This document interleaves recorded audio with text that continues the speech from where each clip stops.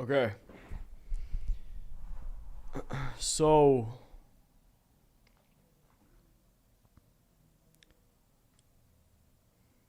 we got back from Mexico and I already hate it here. We are going to Arizona in 12 days now. And I'm already tired of the hometown. I'm already tired of the negativity. I'm already tired of, if you want to be specific, the cold. I'm already tired of being around parents, bro. I'm I already feel that loss of energy. And I think God showed me something on the trip. God showed me something on the month that I was in Mexico that was so euphoric because I really did nothing differently. Well, I did change my diet and whatnot, and I did get way more sunlight, and I did soak in fucking salt water, and I did literally eat beef and fruit and eggs and just lived like a caveman type shit. That's all I did. But as far as what I did for work, I got way more done. And this isn't even given something like the diet or the lifestyle um all the success, you know what I mean? It's not giving that all the recognition. I'm talking about there was something different in that area, being so inclusive, being so feeling so free that I had no more worries. Even when I had bad stuff happening to me. I got fined by the cops. They made me pay $300 in tickets for bullshit. I got my credit card stolen. They tried to spend, well, they literally did spend $3,000 on dining. I was getting charged everywhere for crazy stuff, but I didn't care. I didn't have any anxiety. I didn't have any putback. I didn't have any stress. It's like I could see what I needed to do to be successful while I was there. And I call this freedom authentic freedom. It's like, bro, it's like I finally remembered why I was an entrepreneur again. I finally remember why I started the business and why I wanted to become rich, why wanted to become wealthy, why I wanted to become, stay in a class of one, why I wanted to build this business and build my life up. And it was for moments like this. So I'll give you guys a little rundown because I want to talk about the euphoria of life design. Because I literally experienced it. So 7 days ago, no, 30 days ago, we went to Mexico. And it went by so fast. But the first day we were there, I was amazed by the lifestyle difference. I could see, the difference between the US and Mexico, and I could see how kind of monetary systems work. I can see how money works there. I can see how laundering and trading works there because all they want is money there. All they want is the US currency, so they'll charge you more for looking American. It's crazy. And, you get out of the airport and they're yelling, taxi, taxi, taxi at you. It's nuts. And so the crazy part about that is you're driving. So we have to drive from Cancun to Tulum. And everywhere you look that's Mexican related, for the locals and whatnot, is it's impoverished. Driving from Tulum to Cancun to Tulum, looking at the shops and looking at all the Mexican stuff, yeah, bro, it's impoverished. It looks terrible. But you know what doesn't look terrible? The resorts for the Americans and the travelers and whatnot. So we're going and we get to our beautiful Airbnb. And I feel the freedom right away. But I also feel the risk. I feel like my testosterone just immediately increases. I can feel my testosterone just rise in my body, right? because I realized one thing. Fuck, bro, like I have to make this work. That's literally what kept appearing in my head in different types of form. Fuck, bro, I have to make this work. I actually have to do something about this. I have to make 50K while I'm here. I have to make $5,000 by Friday if we want to have fun at these parties. Like there's rich Mexicans here. There are really rich people that come here to these beach clubs. Like, I'm very aware. And I want to tell a story about that as well. I don't know if I should wait. I get impatient. But I really put that reliance on myself. And I've heard people talk about this in the past. I've heard people talk about moving out of your hometown, getting that extra layer of security, from you actually just have to put yourself first, and you have to bet on yourself. It's by taking that extra level of just no backup plan that you actually receive good things, because you have no choice but to, especially when you're in a different country. Like, I can't go and do any side hustles or whatnot. I literally can't make any money besides from my computer. I have to make something happen. And that's what I did. In fact, I made more money on this trip than I have this whole summer. It's insane. So, yeah, days go by. I'm working out every day. I'm literally eating carne, or however you say beef in Spanish. I'm eating beef and huevos and papaya every single day, and just fresh fruit. And I feel amazing. I'm putting olive oil on my skin. Soul bra shit. And a couple of days go by. We're really there for 14 days. And the rest is just a conversation. But we get to this private beach club, and we were able to get in there. You don't have to be 21 to drink there, so things are all right. We get there. All they want you to do is spend money. All they want you to do is spend money, which really tells you about the world. If people tell you that money doesn't matter and money doesn't go far, or money doesn't bring happiness, it does to these people. It does to me, and that's a lie. Money goes far. Like, if I didn't have money in these places, I'd be fucked, especially if I had to pay those tickets. Anyways, so we get in there, and right away, there is Mexican heritage wealth to the right of us and to the left of us. Just in these bodegas, and they have women around them, they have drinks around them, they are spraying champagne everywhere, they're bringing the hookahs out, the safaras, they have the cohibas. It's crazy.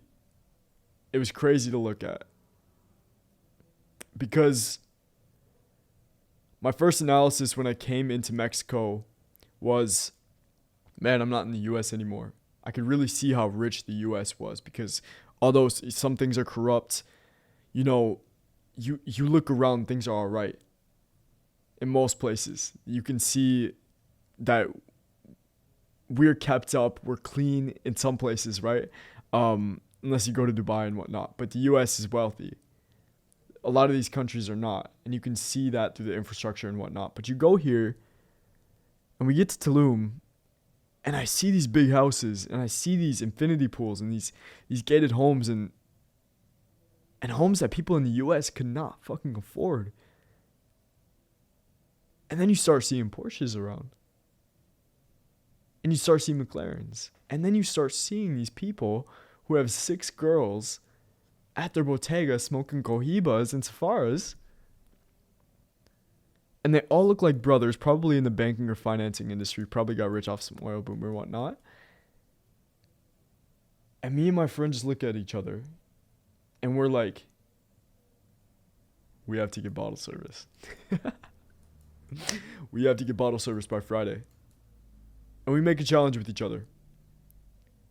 We say, we have to make $5,000 by Friday, or nothing else is going to happen. We have to make $5,000 by Friday. Bottle service is $3,000. We have to make $5,000 by Friday. And I'm like, I get this conviction that I can actually make $5,000 in 2 days. Because obviously you look at your income and you're like, man, in the future, yeah, I'm gonna do that. I'm gonna make $1,000 a day. I'm gonna make $5,000 a day. I'm going to make 10 million a month at some point. At some point. But it's really hard to put that extra level of pushback on yourself just by yourself. But I look at when he said this and I'm like, yo, there are really people with this kind of money who probably do this every weekend with beautiful women. I mean, 10 out of like chef's kiss with him, with them, and they're all rich. They're all wearing Richard Milles. And us being some dumb 19, 20-year-olds, we're like, yo, we have to get that. I've seen guys our age do this. And I want it, bro. Like, it feels like human nature to want that. And so I have so much ambition to get $5,000 by Friday, so we zoom out of the party and I get right to work. Did I make $5,000 by Friday? No. But something even more incredible happened. Sometimes making the money right away will actually be detrimental to what's actually going on in the future. Okay? So this is where the story starts to get exciting in Mexico. It's the 4th day, and right before we leave that party, go back to the 3rd day real quick. Right before we leave the party, this man who looks like J Balvin, with a nice watch on, he's a handsome Latino man, right? He comes up to us and he says, "Gentlemen," basically, he's like, "Gentlemen, you boys look nice. Where are you from?" We tell him where we're from. We say the U.S. That's what we say. And he's like, "We have a private party going on tomorrow night. We're not letting a lot of people in. And we would love for you guys to attend." And we basically say, if this is what we've been looking for, like, private party, what are you talking about? And now I think, like, it really pays to dress nice and to be in the right spot at the right time. So that happens. The next day, deep work session for 9 to 10 straight hours, just straight from the morning. Eggs and all that L-theanine in my brain and caffeine, and just straight deep work session. I mean, I got so much done. I probably set like 8 meetings on my own. I sent out so many emails. I just got so much done. And now it's time to go to the party. So we go and buy button-ups and whatnot. We're looking fresh. And I got a cologne, but I also got to get a better smell on me, which is Cohibas. We go and buy the Cohibas. I smoked way too much cigars while I was there, by the way. Go and get the Cohibas, and we're ready to get in this party. And so it's 2 young Americans that get to cut the line and say, "Hey, our names are on the list." And they let us in. And they're like, "Oh, Ajamelo let you... Ajamelo on your list?" And we're like, yeah. And they asked what we do, and we just say businessman. The whole time I was there, every time everyone asked what I did, I felt like a G, because all I said was, I do business, I'm a businessman. And they let us in, we get searched, and it's this private beach club party that has just almost Illuminati-like hands up in the ground, house music kind of aesthetics going on, just this fucking mesmerizing place, and there's beautiful women everywhere, and it's bohemian as fuck. It's almost like Burning Man, but in Mexico, and the DJ is there. And the first thing we do while we're smoking our Cohibas is we find the 2 most beautiful women in the party. 2 of them, 2 of us. And my friend matches up with the one girl in the black dress. And I match up with the one in the red dress. And luckily, if you've ever done this before, I found the red dress more attractive. I found her incredibly attractive, by the way.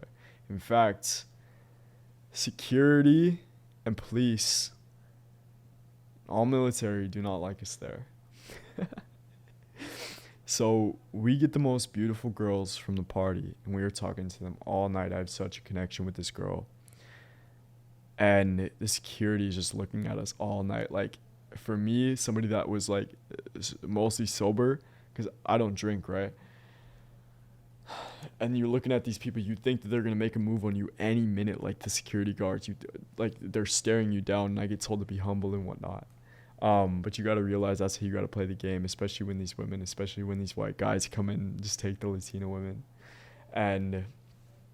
But I'm connecting with this girl all night, and my energy is just snatched away. Like I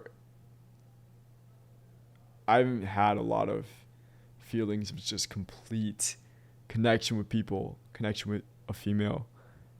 But it was as if our energies were both just one. And I was locked with this girl. Just absolutely locked. She was absolutely beautiful, just looking in each other's eyes all night. And it wasn't even like we were dancing, we were you know, getting sweaty and whatnot. But the night went so fast because of the conversations we had, and I almost don't remember a lot of it. But we were just talking, we were dancing. It was like everything was flowing so perfectly. And I bought her a drink, and luckily I got her number because 12:30 rolls around, and I have one of the most important sales calls of my life at 1 a.m. Why do I have a sales call at 1 a.m.? Dubai times are different. I have a client that I'm ready to take on that lives in Dubai. Their times are in the morning. My times are obviously at 1 a.m. And so I tell her, they go to the bathroom, and it's about 12:45. And right when they get back in the dance floor, they start dancing. And I run to her, and I'm like, hey, I have to go early. I have to take a business call. And I give her a hug, and I run away. And keep in mind, it is downpouring when I'm leaving. And this party is 5 miles from my Airbnb. So I'm running out in the rain, running to my motorcycle, running to my scooter. And I'm speeding through the spotlights right by the Mexican Caribbean Sea. And I just feel like Batman, bro, because I'm like, man, I just met the most beautiful woman of my life at this party, and I'm about to close this deal. One of the biggest deals of my life. I'm going to make my $5,000. That's what I kept telling myself. I'm like, I'm going to make my $5,000. And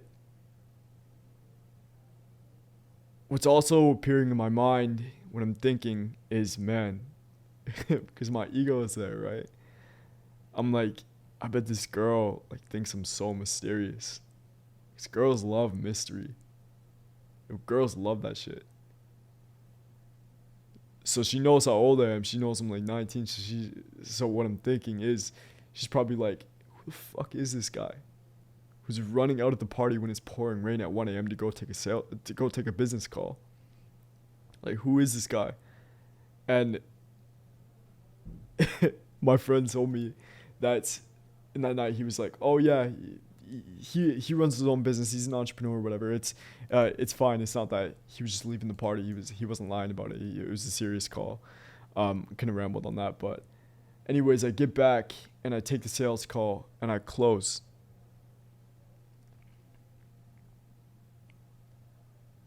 And when I walk out the hallway, my friend is laying on the ground. He's like, did you close? Because he's drunk. And I'm like, yeah, we closed. That whole sequence was the biggest dopamine rush I've ever had in my life. And in some moments like that, some people would have anxiety. But I felt so purpose-driven from that urgency.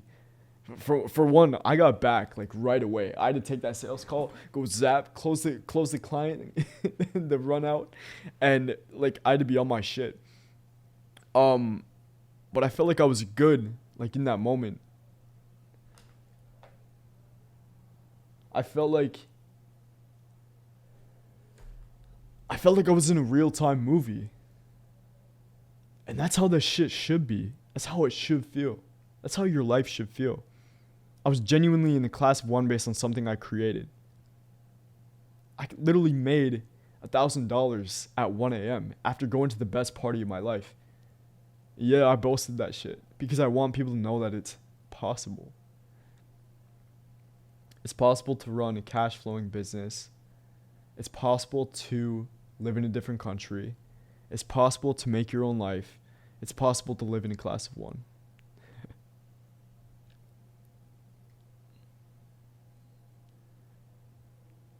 Anyways, I thank you guys for tuning into this episode.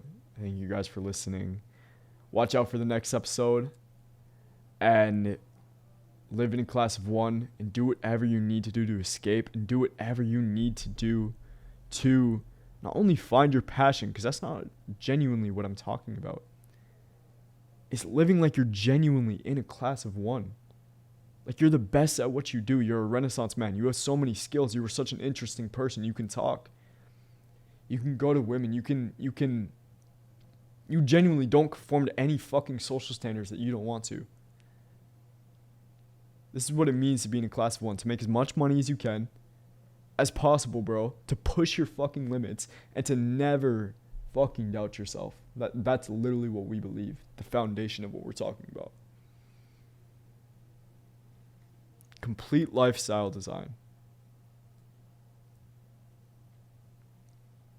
Thank you guys for watching. I'll see you guys later.